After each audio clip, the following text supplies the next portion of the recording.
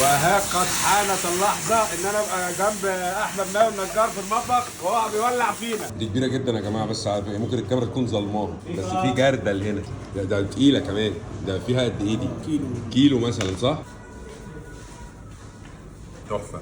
السلام عليكم ورحمة الله وبركاته. محمد الشامي يحدثكم ويحييكم من الفيوم. اقسم بالله زي ما بقول لكم كده. ولما تيجي تصور بقى مطعم في الفيوم، طبعا انا جاي عشان احمد ماهر النجار. طبعا الشيف احمد ماهر النجار اخويا وحبيبي من زمان جدا، ومن اول الناس اللي كانت عامله لنا سبورت جامد جدا، ومن الناس المحترمه اللي انا بحبها جدا جدا جدا من ايام ما كنا في الامارات. الشيف احمد ماهر النجار هو اصلا من الفيوم ورجع من بره وفتح مطعم ظريف جدا. بس بتيجي تتكلم عن الفيوم دايما بيقول لك ايه، الفيوم والكتاكيت والفراخ، فهو فتح محل فراخ. انا اسف بقى عشان الفيوميين ما يزعلوش مني، بس ده حاجه يعني انا ماليش دعوه. المهم بقى احنا هنا في منطقه اسمها لطف الله، جنب الاستاد ده اللي اتقاله لي يعني، وانا معايا لوكيشن، انا جاي على اللوكيشن. هو محل اسمه كرانشيز. تعالوا بقى نشوف احمد ماهر النجار عامل ايه، لان الراجل ده لو انت متابعه اكيد هتبقى عارف ان هو متميز في الاكلات اللي بتتعمل بالفراخ الكريسبي والحاجات دي كلها. فاحنا دلوقتي في الفيوم، جيت له مخصوص عشان نقول له الف الف مبروك على المكان بتاعه، وناكل بقى ايه ونشوف الراجل ده بيعرف يلا. واخيرا عندك كرانشيز يا باشا، الف مبروك. الحمد لله. عامل ايه يا مايا؟ ايه اخبارك؟ ازيك يا شيخ؟ كله تمام؟ الحمد لله. احنا فين الاول هنا؟ اول حاجه عشان الناس. احنا هنا في الفيوم، منطقه لطف الله قدام نادي المعلمين. الناحيه الثانيه ده نادي فندق المعلمين اهو، احنا قدام. الف مبروك. الله يبارك فيك. والحمد لله على السلامه. الله يسلمك. وكلنا لازم نتلم هنا بقى خلاص. خلاص انت نورتني حبيب النهارده، قلبي. وهجرب بقى الاكل عندنا في الفيوم. حبيبي يا كبير. ايه حبيبي بقى يا الموضوع؟ غالي. فراخ برضو؟ هو مش فراخ بس، هو المميز كمان اكتر من الفراخ الباستا. هو ده تقريبا اول مطعم بيعمل فرايتي كبيره، تنوع بين الباستا والفرايد تشيكن. الباستا عندنا بنقدمها باشكال مختلفه، فيها اكتر من 10 صوصات.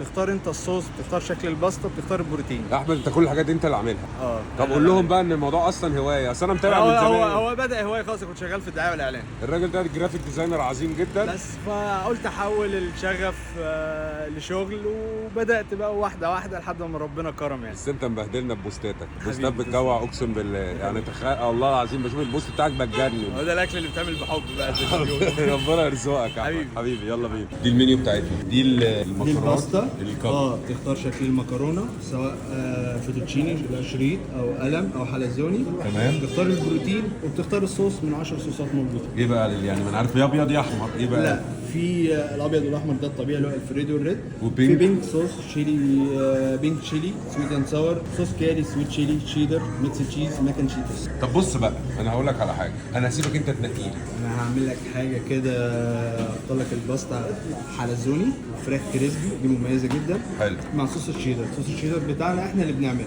ممتاز. مش جاهز. حلو قوي. وعندنا بقى هنا انت بقى ايه؟ تشيكن راب، وده ايه ده؟ ودي وجبات ستريبس، ودي سندوتشات. سندوتشات بقى دي اللي يعتبر هي الكور يعني، الموضوع الرئيسي. السندوتشات فراخ هنا يعني، انت ما عندكش لحمه يعني، ما عندكش لا بيف؟ مفيش بيف.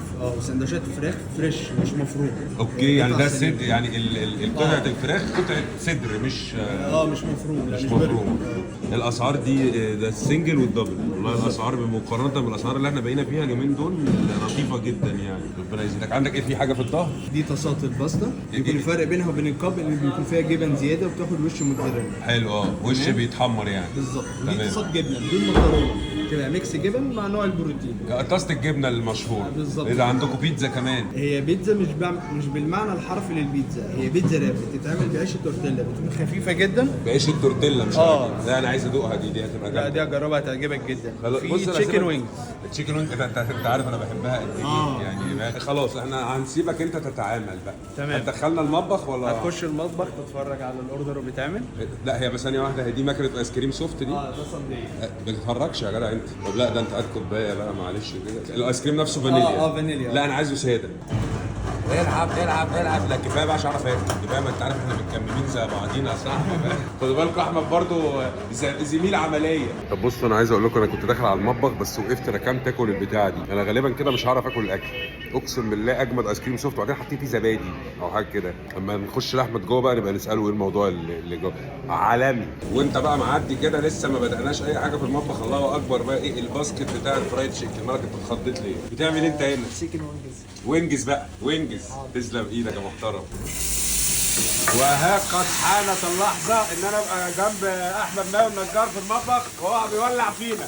ايه يا عم الحاج؟ انت دي حته كده حته كده ولا ايه؟ انت عملت ايه ده زبده دي ولا ايه؟ زبده. وده صوص ابيض؟ انت بتعمل دلوقتي ده صوص الجبنه. دي صوص الجبنه اللي انت بتعملها. لا ده باستا كريسبي صوص الجبنه. دي الباستا. تمام. انت بتعمل الصوص المنات يعني في ساعتها كل واحد ده صوص الشيدر بجد بس بيكون تقيل جدا. تمام. ان هو ايه يبقى لوحده يبقى سكه. فبتخفوا بقى بعد كده. بتخفوا بقى على زون بتبقى المكرونه بقى مستويه. مستويه جاهزه. بتكون الدنتي. نص ساوي. يلعب. انت كنت يعني قبل ما تفتح هنا انت كنت برضو موضوع الكوبايات ده انا كنت شايفك عامله في كذا حته برضو. مطعم في القاهره. بتاع شكله خطير يعني. دي قطع بقى كريسبي. انت مقطعها قبل الآلية. ايوه دي بتتقطع لوحدها للباستا. كلها بريدد يعني وتغرفها بقى خلاص كده في الكوبايه. العب يا سلام. ده ايه ده بقى؟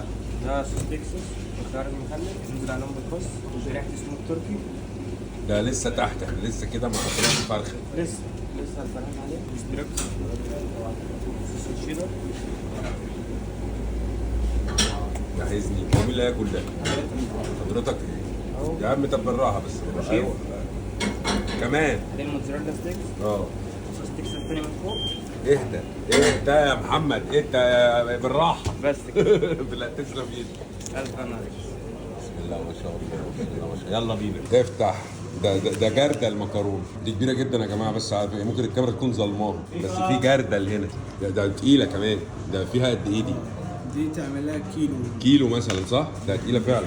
دي سعرها كام دي انا مش فاكر. ممكن تعمل لها 75 مش متذكر. 75 جنيه. بس هي مليانه كتير جدا. دي ايوه فهمتك بقى. بصوا عيش تورتيلا الحاجات اللي هي الخفيفه دي طاسه الجبنه. دي طاسه الجبنه. دي طاسه الجبنه. تمام. ودي ايه؟ ده الفرايز مكسيكان فرايز. ده اصلا انا افتكرت ان في حاجه ده وده البتاع ده مش هقرب منه. ده صعب. ده صعب جدا. ده تشيكن وينجز اللي انا بحبها والله العظيم. انت والله بتحرجني والله يا عم ماهر. تعالوا بقى اول حاجه يا جماعه نشوف الجردل ده. بتاع دي كبيره قوي يا بس هي بتطلع كده فعلا لكل الناس. شفت بورشن مكرونه هو كل حاجه معموله بوزنها. طب سؤال يعني هو حجم واحد يعني المكرونه دي حجم واحد. حجم واحد بس. تحفه. جبنه كتير قوي في المصلحه دي. انا توقعت ان الفراخ جوه هتبقى باشت بس لا ما زالت مقرمشه.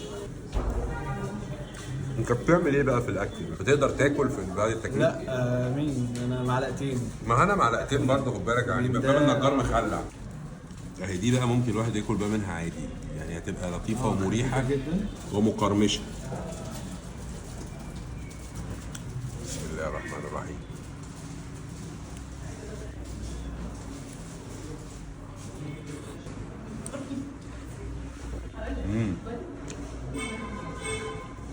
عظيمه دي بس ما فيهاش صلصه. لا هي عشان كده محلويه.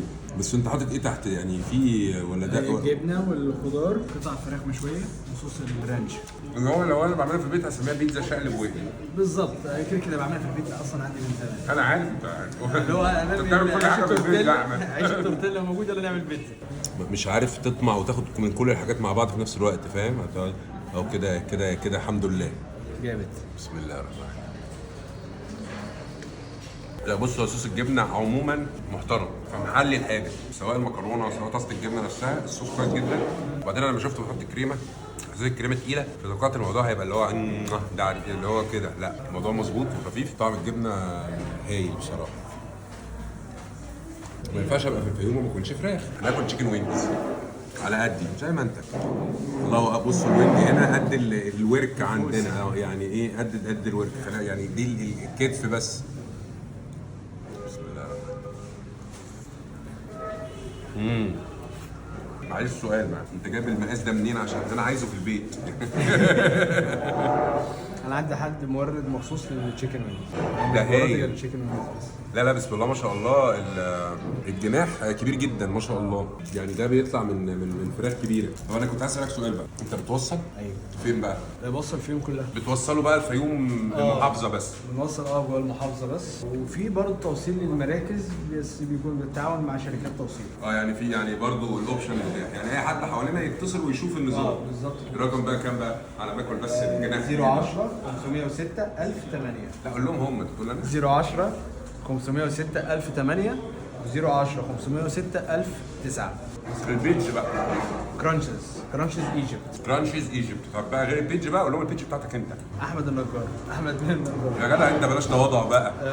الراجل ده بيعمل وصفات اكل عالميه يا جماعه، الراجل ده شيف جامد ها، يعني سيبكم بقى من جو الفات ده، بيقعد يعمل شويه بقى لحمه الدايبه والحاجات دي. شفت امبارح طاجن لحمه راس بالمخاصي. هو طاجن لحمه راس بالمخاصي، يعني انتوا متخيلين، انتوا فاهمين هو بيحكي في انهي ليفل، هو هنا بيشتغلنا يعني.